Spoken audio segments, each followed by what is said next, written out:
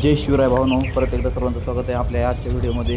तर भावांनो, कसं आहे आपलं शेती असणं गरजेचं आहे आणि ती रस्त्याच्याकडे असणं ते तर जास्तच गरजेचं आहे. लोक उगाच म्हणत नाहीत वावर आहे तर पावर आहे. तर भावांनो, आज आपल्या गावामध्ये सप्त्याच्या निमित्तानं ठेवलं होतं रक्तदान शिबिर.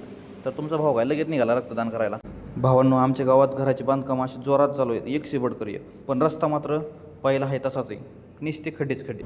मग काय, खड्ड्यानं तशीच गाडीत आणली आणि आलो होतो आमच्या लक्ष्मी आईच्या मंदिरामध्ये, कारण तिथं चालू होतं रक्तदान. मंदिरामध्ये रक्तदान करून खोकारबट्टी आराम करीत बसला होता. रक्त गोळा करणारे मॅडम मला म्हणलं ह्या फॉर्मवरती सही करा. मी मला अंगठा लावतो. नाही त्या म्हणल्या सहीच करा. मग काय सही केली आणि त्यांनी मला रक्त ठेवण्यासाठी एक पिशवी दिली. रक्त काढून घ्यायला एक डॉक्टर साहेब आले. त्यांना माझी नसं सापडत नव्हती. खूप प्रयत्न करून त्यांनी शेवटी रक्त काढूनच घेतलं आणि मला ग्लुकोजचं पाणी प्यायला दिलं.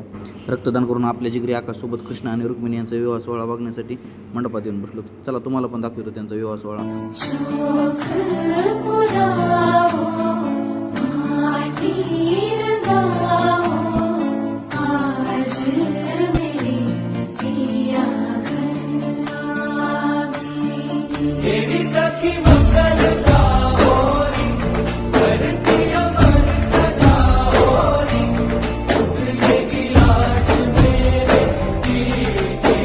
त्यानंतर आजच्या पंक्तीचे यजमान यांच्या हस्ते देवाची पूजा करण्यात आली.